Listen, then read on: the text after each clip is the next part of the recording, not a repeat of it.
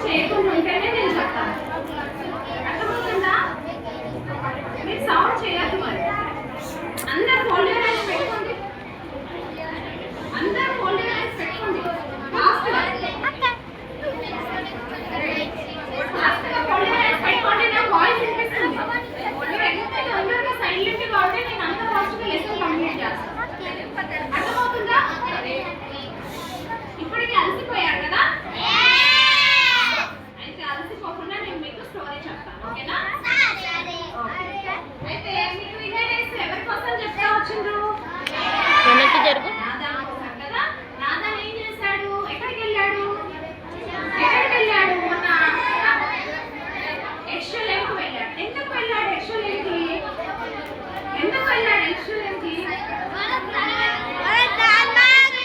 తనకు 13 years లో వచ్చింది అరవద్దు. తెలిస్తే చెప్పు. తెలిస్తే తన బర్త్డే కదా, సెలబ్రేట్ చేస్తామని చెప్పారు కదా. అయితే అక్కడికి ఎవరెవరు వెళ్ళారు? నాదాను, అందరు వెళ్ళారు కదా. వినాలి. Junior boys and junior girls అని వినట్లేదమ్మా. అయితే వాళ్ళు ఎక్కడికి వెళ్ళారు? మరి ఎర్షలేము నుండి ఎక్కడికి దిగారు? ఫస్ట్ యుఎస్ నుంచి ఎక్కడ దిగారు వాళ్ళు? ఎక్కడ దిగాలి? యుఎస్ నుంచి లండన్ లో దిగాలి కదా. లండన్ లో దిగి లండన్ నుండి మళ్ళీ ఎర్షలేముకు వెళ్ళాలి కదా. అక్కడికి వెళ్ళాలి. అక్కడికి వెళ్ళేటప్పుడు వాళ్ళ మమ్మీ ఒక ఇన్సిడెంట్ చెప్పింది. ఏమని చెప్పింది? విండో దగ్గర కూర్చుని, ఇక్కడ విండో దగ్గర ఎవరు ఉన్నారు? కనబడుతుందా? వాళ్ళ మమ్మీ ఏం చెప్పింది? విండో దగ్గర కూర్చొని ఆశ్చర్యంలో ఏం జరిగింది? వాళ్ళ మమ్మీ చిన్నప్పుడు ఏం జరిగిందంట? సెకండ్ వరల్డ్ వార్ వచ్చింది అని చెప్పింది కదా. సెకండ్ వరల్డ్ వార్ లో చాలా భయంకరంగా యూదులను ఏం చేస్తూ వచ్చారు? మాట్లాడుతున్నారు. అప్పుడు వాళ్ళ అమ్మమ్మ తాతయ్య ఏం చేశారంటే తనని ఎత్తుకొని పరుగెడుతూ, ఆ రోజు దేవుడు నన్ను బ్రతికిస్తూ వచ్చాడు అని చెప్పింది. ఎవరితో చెప్పింది ఈ మాట? చెప్పింది కదా. ఇదంతా ఎందుకు జ్ఞాపకం చేసుకుంటుంది? మనం కూడా మన జీవితంలో అన్ని జ్ఞాపకం చేసుకోవాలి. మన పూర్వస్థితిని ఏం చేయాలి? జ్ఞాపకం చేసుకోవాలి. ఎప్పుడు కూడా మన యొక్క పాత స్థితిని మర్చిపోకూడదు. అర్థమైందా? మీరు కూడా పిల్లలైనా కానీ పెద్దలైనా కానీ ఏం చేయకూడదు? మన పాత స్థితిని మనం అందరం ఫస్ట్ నుంచే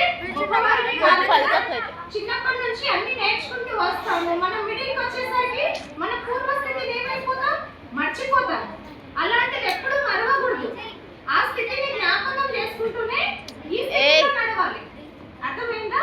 తాను కూడా అప్పుడు మా స్థితి ఇలా ఉంది, చెప్తే అర్థం కాదా? రాకండి మాట్లాడే పని. దేవుడు మమ్మల్ని కాపాడాడని వాళ్ళు యెహోవా దేవుడిని నమ్ముతారు కానీ తిరిగి వచ్చాడు యేసు ప్రభు నీ నా కోసం మరణించాడని నమ్ముతారా? నమ్మరు. యూదులు కదా, చాలా నిష్ఠ కలిగిన వారు. పైగా వాళ్ళ కుటుంబం ఎలాంటిది? రద్దీ కదా. యూదుల మత పెద్దలు కదా వాళ్ళు.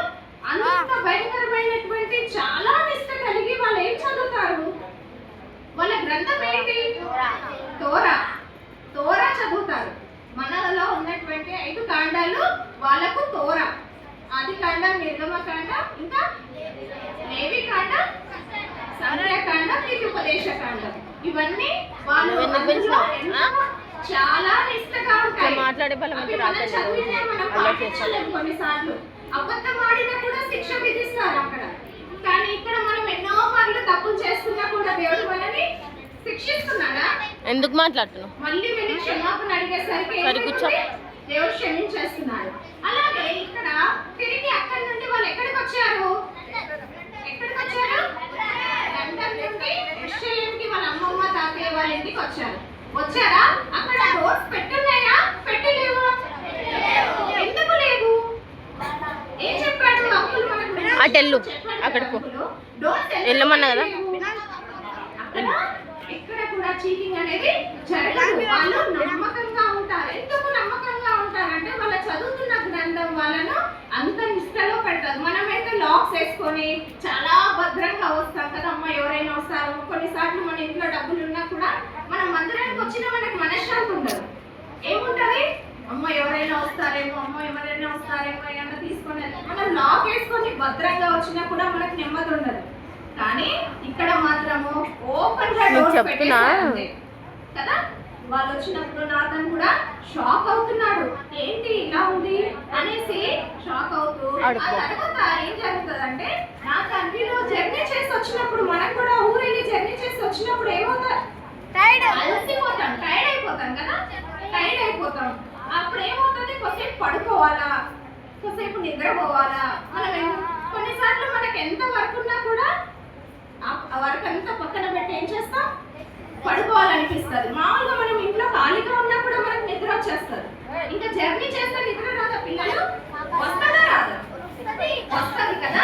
అట్లనే ఇక్కడ కూడా వీళ్ళు కూడా పడుకున్నారనమాట. వీళ్ళు ఈ ముగ్గురు కూడా పడుకున్నారు. పడుకున్న తర్వాత నెక్స్ట్ ఏం జరుగుతుంది అంటే వాళ్ళ మమ్మీ డాడీ మార్నింగ్ లేస్తారు. వీళ్ళని కలుసుకోవడానికి వీళ్ళు ఎక్కడ నుండి వచ్చారు? నాథన్ వాళ్ళ ఫ్యామిలీ ఎక్కడ నుండి వచ్చింది? అమెరికా యుఎస్ నుండి వచ్చింది కదా. మరి బంధువులందరూ కూడా వచ్చినారు అని చెప్పేసి కలుసుకోవడానికి మనము ఊర్లలో వెళ్ళినప్పుడు అందరూ కలుసుకోవడానికి కదా, ఎప్పుడు వచ్చారని అడుగుతారు కదా. అడగరా? మీరు నాకు ఆన్సర్స్ ఇస్తేనే నేను ఫాస్ట్ గా చెప్తాను. అడుగుతారు కదా. అలాగే ఇక్కడ కూడా వీళ్ళు కూడా వచ్చినప్పుడు వెంటనే వాళ్ళ ఫ్యామిలీలోకి పైగా రబ్బీ కుటుంబం కదా, చాలా మంది వస్తున్నారు.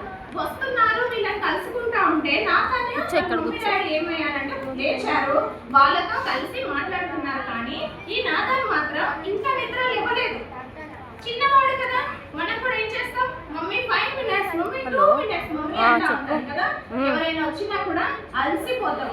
కానీ వాక్యం ఏం సెలవిస్తుంది, సోమరిగా ఉండకూడదు, జ్ఞానంగా ఏమీ చక్కగా నడుస్తాయి. నాయకుడు లేకపోయినా ఏం నడుస్తాయి చక్కగా చీమలు. మనం కూడా అలా ఉండాలా, చురుకుగా ఉండాలా. చిన్న పిల్లలు ఎవ్రీస్పీల్ ఎలాంటి వారిగా ఉంటారు, చురుకైన వారు. కానీ ఇక్కడ నాథన్ అలసిపోయాడు కాబట్టి చురుకుగా లేడనమాట. అయితే అక్కడ నుండి ఇక్కడ ఏం చేస్తున్నాడో చూడండి. ఇక్కడ ఏం చేస్తున్నాడు, ఏం కనబడుతుంది మీకు? నేతన్ ఏం చేస్తున్నాడు, ఎక్కడ ఉన్నాడు? కట్టల పక్క నుండి చూస్తున్నాడు. ఏం చేస్తున్నాడు, ఇలా కళ్ళు నంచుకుంటూ చూస్తున్నాడు. ఏం సౌండ్ వస్తున్నాయి మా ఇంట్లో, చాలా సౌండ్ వస్తున్నాయి. ఇలా కళ్ళు నడుస్తూ చూస్తున్నాడు అనమాట. చూస్తా ఉంటే వాళ్ళ డాడీ కూర్చున్న వాళ్ళ డాడీ ఏం చేస్తున్నాడంటే,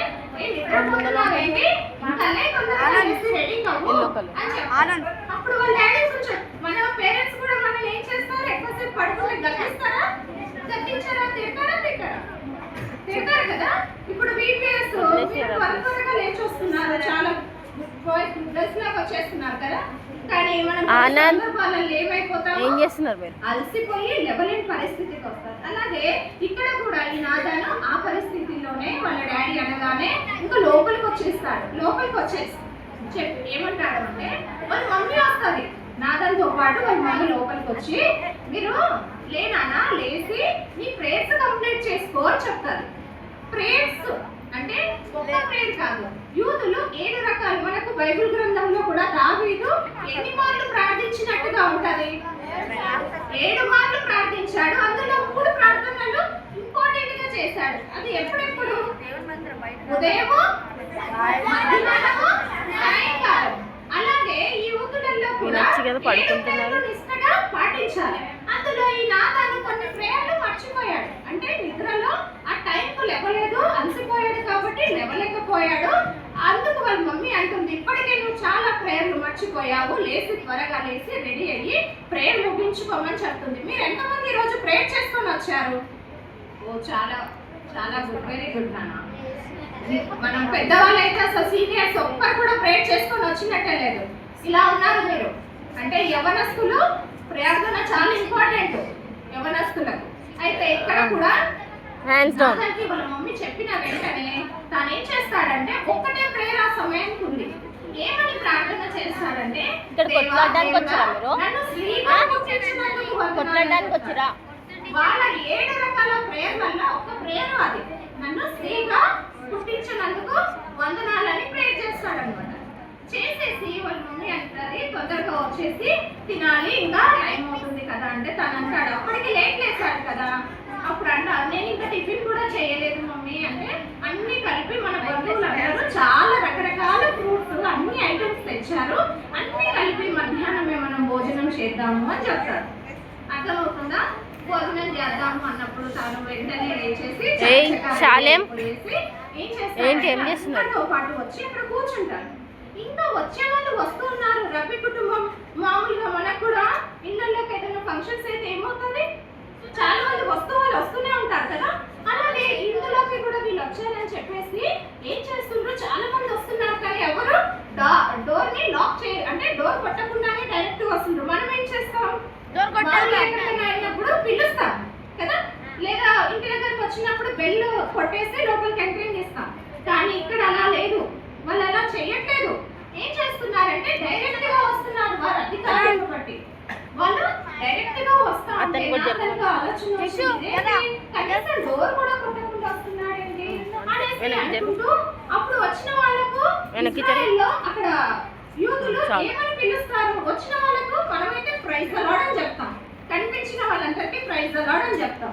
మరి ఇక్కడ ఏమని చెప్తారు, షలోమ్, వెరీ గుడ్. అలాగే వాళ్ళు ఇక్కడ ఈ యొక్క నాథన్ కూడా ఏమంటున్నాడంటే షలోమ్ షలోమ్ అనేసి వాళ్ళని కలుసుకుంటా ఉన్నాడు అనమాట. వాళ్ళని కలుసుకుంటా ఉన్నప్పుడు అక్కడ షలోమ్ షలోమ్ అనేసి అందరూ కూర్చొని అక్కడ ఉన్నారు. అక్కడ ఇంకా అందరికి స్వాగతం, వాళ్ళు తెచ్చేటువంటి గిఫ్ట్స్ మీ ఇష్టం, ఇంకా రాకండి రేపటి నుంచి కూర్చొని డిన్నర్ అంతా చేసిన తర్వాత వాళ్ళ మమ్మీ ఏం చేస్తుందంటే అలసిపోతారు కదా. మనం కూడా ఇంట్లో చాలా మంది వస్తే ఏమైతాం, అలసిపోతాం. వర్క్ ఎక్కువైపోతే ఏమైతుంది, మనకు అలుపు వచ్చేస్తుంది. అలాగే వాళ్ళ మమ్మీ కూడా అలసిపోయి ఉంటుంది అనమాట. అందుకే వాళ్ళ మమ్మీ ఏమంటుంది, పడుకుంటుంది, త్వరగా పడుకుంటుంది. వాళ్ళ మమ్మీ పడుకున్నప్పుడు ఈ నాథన్కి ఒక థాట్ వస్తుంది, ఏంటి మా మమ్మీ ఎంత తొందరగా పడుతుంది, ప్లస్ నన్ను కూడా పడుకోమని చెప్తుంది. టైం మీకేమనిపిస్తుంది, పిల్లలు పడుకోండిరా అంటే పడుకుంటారా మీరు? ఇంకా 5 minutes. అదే మార్నింగ్ లేవండి అంటే లేస్తారా? లేట్గా పడుకుంటే లేట్గా లేవాల్సి వస్తుంది, త్వరగా పడుకుంటే త్వరగా మెలకువ వస్తుంది.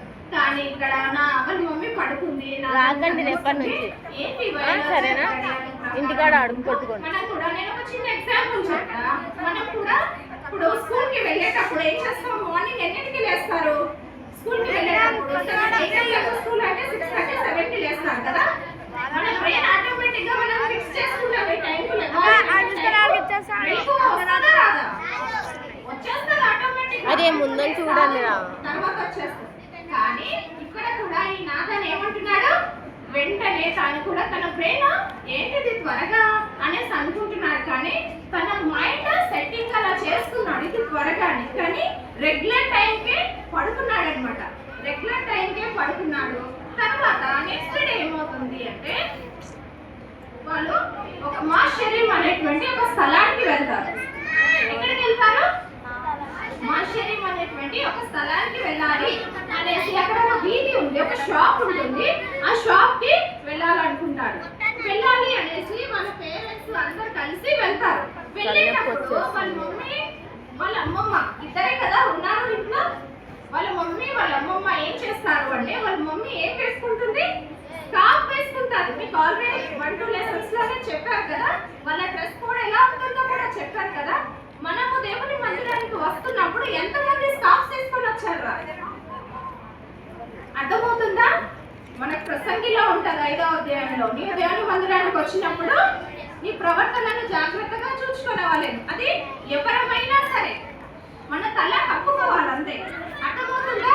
అలాగే ఇక్కడ కూడా చూడండి, ఇక్కడ వాళ్ళు షాప్కి వెళ్ళినప్పుడు ఇక్కడ వాళ్ళ మమ్మీ స్కార్ఫ్ వేసుకుంది, వాళ్ళ అమ్మమ్మ వేసుకుంది, వాళ్ళ తాతయ్య వాళ్ళ డాడీ క్యాప్స్ పెట్టుకున్నారు. మీకు ఆల్రెడీ ఫస్ట్ లెసన్ లో చెప్పారు కదా వాళ్ళ డ్రెస్సింగ్ ఎలా ఉంటుందని. అలాగే వీళ్ళు కూడా క్యాప్స్ పెట్టుకున్నారు. పెద్దగా ఉంది. ఎవరిది ఇదంతా? వినరా మాట? ఎవరు వీళ్ళు? 7th 6th క్లాస్ రబ్బీ అంటారు, అంతేనా? రబ్బీస్ యూదులలో పెద్దలు ఎలా ఉంటారో చాలా నిష్ట కలిగిన వారు. మనమన్నా కొన్నిసార్లు దారి తొలగిపోతాం. మనము దేవుని మందిరానికి వచ్చినప్పుడు మన ప్రవర్తనను మనం జాగ్రత్తగా చూస్తాము. మనం ఎట్లా పడితే తొందరగా వచ్చేస్తాం, ఇష్టానుసారంగా వస్తారు. వాళ్ళు ఇంట్లో నుండి బయటికి వెళ్ళినప్పుడు కంపల్సరీ డ్రెస్ కోడ్ చూసుకొని వస్తారు. కంపల్సరీ వీధిలోకి కానీ మందిరంలో కానీ లేదా మనం ఇంట్లో ఎలా ఉంటాం, బయట ఎలా ఉంటాం, వీధిలో ఎలా ఉంటామో వేషధారణ వేయకూడదు. ఏం చేయకూడదు? వేషధారణగా ఉండకూడదు. ఇక్కడ కూడా వాళ్ళు అలా లేరు. ఇంట్లో ఎంత నిష్టగా ఉన్నారో బయట అంతే నిష్టగా ఉన్నారు. ఇక్కడ కూడా అలాగే ఈ యొక్క నాథన్ ఏం చేశాడు? చిన్న క్యాప్ పెట్టుకున్నాడు. చిన్నవాడు చిన్న క్యాప్ పెట్టుకున్నాడు, పెద్దవాళ్ళు పెద్ద క్యాప్ పెట్టుకున్నారు కదా. అయితే ఇక్కడికి వచ్చినప్పుడు ఇక్కడ రబ్బీ షాప్ వస్తారు. కనబడుతుందా మీకు? రబ్బీ షాప్ వస్తారనమాట. ఈ రబ్బీ షాప్ వచ్చినప్పుడు రబ్బీ కుమారుడు ఒక చిన్న నాథన్ అంటే ఉంటాడంట. అయితే అతను కూడా ఏం చేస్తున్నాడు అంటే వెంటనే చేస్తున్నాడు. అర్థమైందా? చిన్నవాడే అక్కడ వాయిస్ ఎందుకు మాట్లాడుతున్నారు? నేను ఇంత గొంతు చించుకున్నారు, మీరు వినకపోతే ఎలా? ఇక్కడ ఈ యొక్క రబ్బీ కుమారుడు కూడా ఏం చేస్తున్నాడంటే ఈ షాప్ లో చేతి పనితో చేసినటువంటి వస్తువులు, చేతితో చేసినటువంటి వస్తువులు. వాళ్ళ డాడీ మనకు కూడా బైబిల్ గ్రంథంలో యేసు ప్రభు ఏం చేస్తూ వచ్చాడు? వాళ్ళ డాడీ ఏం వర్క్ చేస్తూ వచ్చాడు? యోసేపు ఏం వర్క్ చేశాడు? ఏం వర్క్ చేశాడు? వడ్రంగి పని చేశాడు కదా. వడ్రంగి పని చేసినప్పుడు యేసయ్య ఒక పక్కన కూర్చున్నాడా? వర్క్ చేశాడు. మరి మీరు ఎంతమంది మీ పేరెంట్స్ కి హెల్ప్ఫుల్ గా ఉన్నారు? చర్చిలో ఎంతమంది వర్క్ చెప్తే వింటున్నారు? సరే మాట ఇప్పుడు మాట్లాడదంటే మాట్లాడుతున్నారు. వాళ్ళైతే ఇప్పటి నుండి వినండి. దేవుడి మందిరంలో పని చేయక దేవుడు మనల్ని ఆశీర్వదిస్తాడు. దేవుడు ఆశీర్వదిస్తాడు. అర్థమవుతుందా? ఇంటిలో కానీ బయట కానీ ఒళ్ళో కూర్చోద్దు, అంతే చాలు. వస్తువులు చేస్తూ ఒళ్ళో కూర్చోద్దు అనుకోండి. వాళ్ళ మమ్మీ కోసం ఒక గిఫ్ట్ కొంటాడు. ఆ గిఫ్ట్ ఎలా ఉందంటే స్టార్ ఆఫ్ డేవిడ్ అనేటువంటి ఒక గిఫ్ట్. ఇక్కడ కనబడుతుంది, అది సిల్వర్ తో చేయబడినటువంటి గిఫ్ట్. కనబడుతుందా? చేతిలో కనబడుతుందా మీకు? స్టార్ ఆఫ్ డేవిడ్ గిఫ్ట్ కొంటాడన్నమాట. ఆ గిఫ్ట్ ను చూసినటువంటి నాథన్కి ఒకటి గుర్తుకొస్తుంది. హ్యాపీ డే క్లబ్ డే లో వాళ్ళ టీచర్ ఏమని చెప్పింది? స్టార్ కోసము, త్రియేక దేవుడి కోసం చెప్పిందా? స్టారే కదా, ట్రయాంగిల్ షేప్ లోనే కదా గీసింది కదా. ఆ వెంటనే తనకు ఆ థాట్ వెళ్తుంది అనమాట. నేను ఇది ఎక్కడో విన్నాను, హ్యాపీ డే క్లబ్ డే లో టీచర్ చెప్పింది, ఇదేంటి ఇక్కడ ఇలా ఉంది అనేసి తనకు ఒక షాక్ అనిపిస్తుంది. ఆ హ్యాపీ డే క్లబ్ డే లో వాళ్ళ టీచర్ ఏమని చెప్పింది?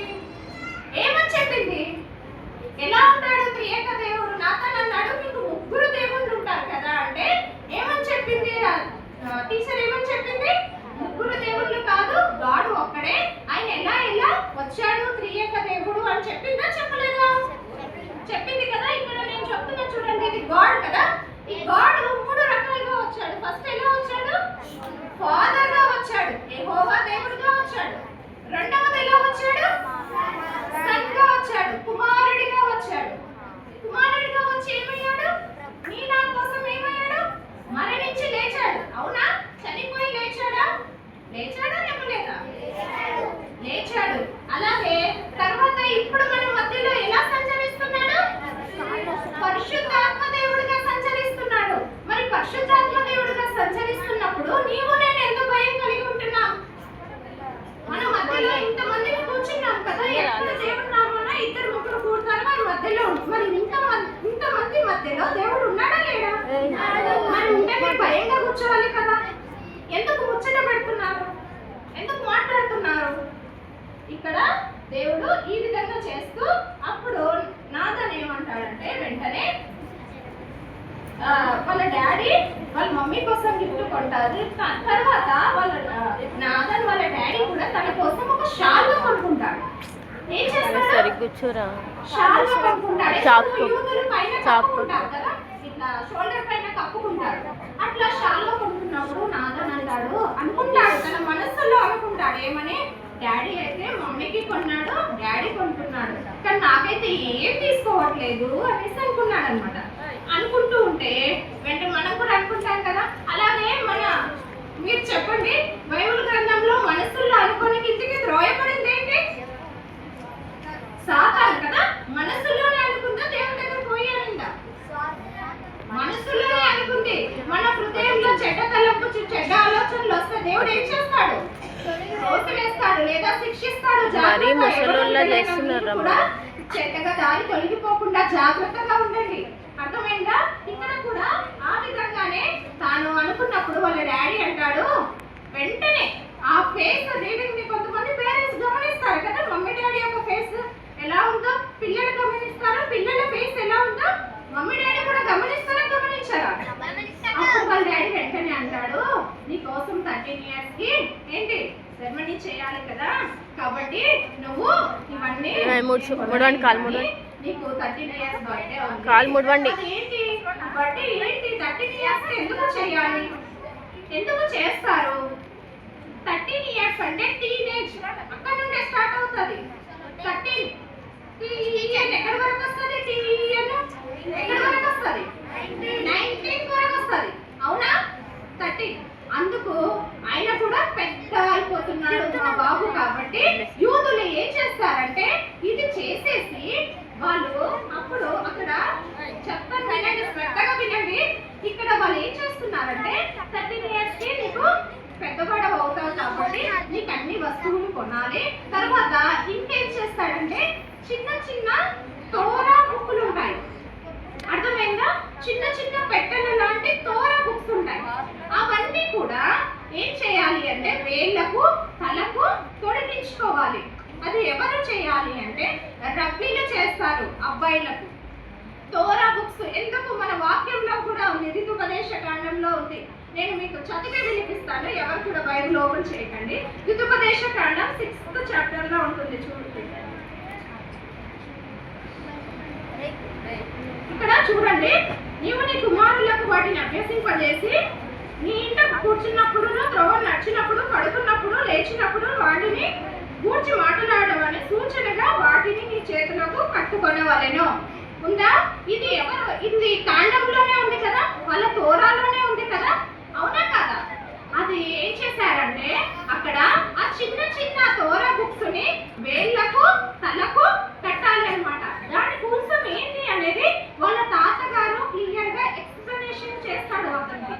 అదంతా చెప్తా ఉంటే వెంటనే వాళ్ళు ఇంకా అక్కడి నుండి ఏం చేస్తారు అంటే ప్రయాణిస్తూ అక్కడికి సరే క్లోజ్ చేయలే దొరకదు కానీ బంద్ సైనగోగ్ అనేటువంటి ఒక స్థలము ఇక్కడ దగ్గరగా ఉంటుంది.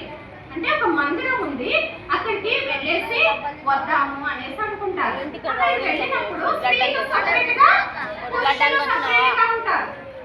అర్థమైందా మీకు? స్త్రీలు సపరేట్ గా పురుషులు సపరేట్ గా. మనం కూడా సపరేట్ సపరేట్ గా కూర్చుంటాం కదా. కొన్ని మందిరాలలో ఇలాగే కూర్చుంటారా? కూర్చోలేరు.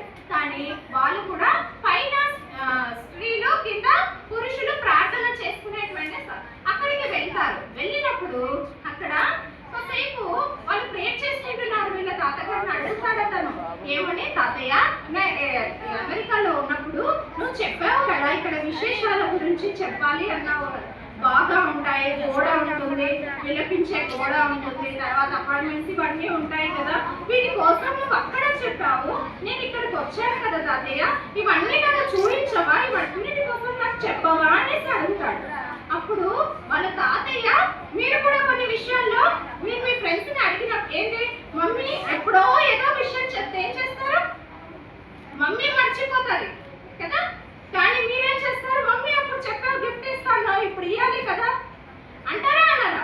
మా పాప కూడా మొన్న రీసెంట్ గా అలాగే అడిగింది అనమాట. ఏంటి ఎప్పుడో వాళ్ళ మమ్మీ చెప్పింది మర్చిపోయింది, రీసెంట్ గా నాకు ఇది గిఫ్ట్ ఇస్తాను కదా ఖచ్చితంగా ఇవ్వాలి అనేసి కూర్చుంది. అంటే అలాగే వాళ్ళ తాతయ్య ఆ విషయం తెలిసిన వెంటనే వాళ్ళ తాతయ్యకు చాలా పట్టలేనంత సంతోషం వచ్చిందంట. ఎందుకు వచ్చింది? ఆ విశేషాల కోసం అడుగుతున్నాడుగా.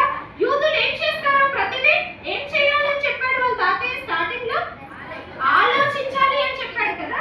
తాను ఆలోచిస్తూ అక్కడికి వచ్చాడు కదా, ఇది మా తాతయ్యని అడగాలి కదా అని చెప్పి అడిగినప్పుడు వాళ్ళ తాతయ్యకు ఎక్కడలేని సంతోషం వచ్చింది. నా మనవడు మర్చిపోకుండా ఈ విషయాన్ని అడిగాడు కదా. మీరు ఎంతమంది దేవుణ్ణి అడుగుతున్నారు మర్చిపోకుండా అన్ని విషయాలను? ఎన్నో మార్లు మనం ప్రార్థన చేస్తాం, మనం మర్చిపోతాం, కానీ దేవుడు ఏ ప్రార్థనను మర్చిపోడు. గుర్తుపెట్టుకోండి, దేవుడు చాలా మన ప్రార్థన వింటాడా? వింటాడు. అలాగే ఇక్కడ కూడా ఎక్కడికి ఆ గోడ దగ్గరికి తీసుకొని వాళ్ళ మమ్మీ వాళ్ళ అమ్మమ్మ ఏం చేస్తారంటే వీళ్ళు ప్రార్థన చేసుకొని వచ్చేలోపు మనం మార్కెట్కి వెళ్ళేసి వద్దాము అని చెప్తారు. వాళ్ళ అమ్మమ్మ వాళ్ళ మమ్మీని పిలిచి చెప్తారు. ఏమని చెప్తారు? వీళ్ళు కింది నుండి పైకి వచ్చేలోపే మనం మార్కెట్కి వెళ్ళి కొన్ని అన్ని వస్తువులు కొనుక్కొని వచ్చేద్దామని చెప్తారు. అయితే వెంటనే ఇక్కడ వీళ్ళిద్దరే ఉంటారు. ఎవరెవరు ఉన్నారు ఇక్కడ? ఎవరెవరు ఉన్నారు? వాళ్ళ తాతయ్య నాతోనే ఉన్నారు కదా. పాటలు పాడేటప్పుడు పాటలు ఇక్కడ అయితే అక్కడికి తీసుకొని వెళ్తాడు. ఎక్కడికి తీసుకొని వెళ్తాడు అంటే అడిగేందుకు ప్రలాపించేటువంటి గోడ దగ్గరికి తీసుకొని వెళ్తాడు. అక్కడికి వెళ్ళినప్పుడు ఇక్కడ ఈ గోడ ఏదైతే ఉందో, ఎందుకు యెరూషలేములో మందిరం లేదా? ఉందా లేదా? ఉందా? లేదు. మందిరం యెరూషలేములో మందిరం లేదు, ఇప్పటికీ లేదు. ఎందుకు? అక్కడ ఒక గోడ మాత్రమే మిగిలి ఉంది. ఎందుకు లేదు అంటే ఎవరు కట్టారు? ఫస్ట్ మందిరం ఎవరు కట్టారు? ఎవరికి తెలుసురా? ఫస్ట్ మందిరం ఎవరు కట్టారు? సొలొమోను కట్టాడు. ఎలా కట్టాడు? బంగారంతో కట్టాడు కదా. సొలొమోను అయితే బంగారంతో కట్టాడు. మరి బంగారంతో కట్టిన తర్వాత దేవుడి మహిమ మందిరంలో వచ్చిందా రాలేదా? వచ్చింది. మరి మందిరం ఎందుకు లేదు ఇప్పుడు అంటే అక్కడ సొలొమోను ఏం చేశాడు? పొరపాటు చేశాడా? న్యాయం దేవుడు ఏమన్నాడు? నీవు నా కుమారుడుగా ఉంటాడు, నేను అతనికి తండ్రిగా ఉంటాను. కానీ ఎన్నో మార్లు దారి తప్పిపోయాడు, గద్దించాడు. నువ్వు తప్పు చేస్తున్నావు, తప్పు చేయవద్దు అన్నా కూడా సొలొమోను ఏం చేస్తూ వచ్చాడు? తప్పు చేసినందుకు దేవుడు ఒక రోజు ఏమయ్యాడు?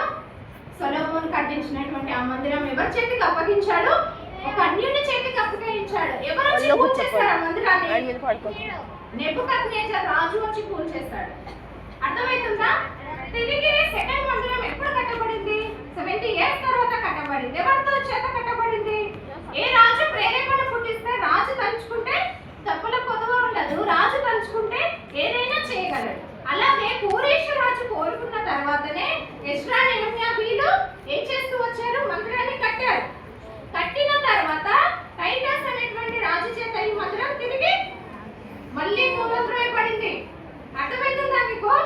అప్పుడు చాలా భయంకరమైనటువంటి యూదులకు భయంకరమైన శిక్షలు జరిగాయి. ఎప్పుడు యూదులకు ఆ మందిరం అంతా కూల్చొద్రోయబడిన తర్వాత ఒక గోడ మాత్రమే వెలిగింది. స్టిల్ ఈ రోజు వరకు వాళ్ళకు మందిరం లేదు అక్కడ. మనకైతే మందిరం ఉన్న దేవుడి మందిరానికి రావడానికి ఆలక్ష్యంగా వస్తాం, భయం లేకుండా వస్తాం. దేవుడి మందిరంలో కూర్చోవాలన్న భయం ఉండదు. దేవుడి మందిరానికి వచ్చి వాళ్ళు వచ్చేసి ఆ గోడ దగ్గర తల ఆనించుకొని ప్రార్థన చేస్తున్నారంట, నిలుగెత్తి ఏడుస్తూ ఉన్నారంట, భయంకరంగా రోదన చేస్తున్నారంట. అయ్యో మా స్థితి ఇదైపోయింది, మాకు మందిరం లేదండి, మా స్థితి ఇదైపోయింది, వాళ్ళని కాపాడాలి, దేవుడు ఇంకా రాలేదు అని వాళ్ళు ప్రార్థన చేస్తూ ఉన్నారు. కానీ ఇక్కడ ఈ యొక్క ఆ విధంగా జరగవచ్చింది. కానీ దేవుడు ఇక్కడ ఆత్మను కురిపించడానికి ఎన్ని డేస్ యేసు ప్రభు భూమి మీద సంచారం చేశాడు? మరణించి తిరిగి లేచిన తర్వాత 40 days సమకూర్చాలి యూదులను అనుకున్నారు. కానీ వారు సమకూర్చబడ్డారా? 10 అద్భుతాలు కూడా చేశాడు. అయినా మనం కూడా ఎన్ని మార్లు అంకుల్ వాళ్ళు మనకు చెప్పినా కూడా ఏమీ చేయలేము కదా. అలాగే ఇక్కడ కూడా ఇదంతా జరిగిన తర్వాత వాళ్ళ తాతగారితో అంటాడు, ఆయన భావోద్వేగానికి గురైపోతాడు. వాళ్ళ ఏడుపులను చూసి, వాళ్ళ మనోవేదనలను చూసి ఏమైపోతాడంటే చాలా మనోవేదనకు గురైపోతాడు. ఏంటి ఇదంతా?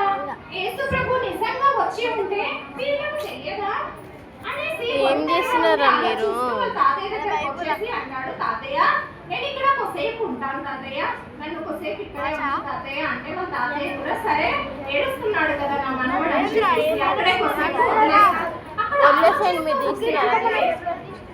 చూడండి ఎవరు వచ్చారు, ఎవరున్నారు? ఒక చిన్న ఆయన ఏజ్ ఫ్రెండ్ వచ్చారు కదా, ఒక 5 minutes లోనే ముగిస్తారు. ఇక్కడ ఆయన ఫ్రెండ్ ఒక అబ్బాయి వచ్చాడు. ఇతను వస్తూ ఉంటే ఇతనికి ఒక సంతోషం వచ్చిందనమాట. ప్లీజ్ రేపటి నుంచి రాకండి.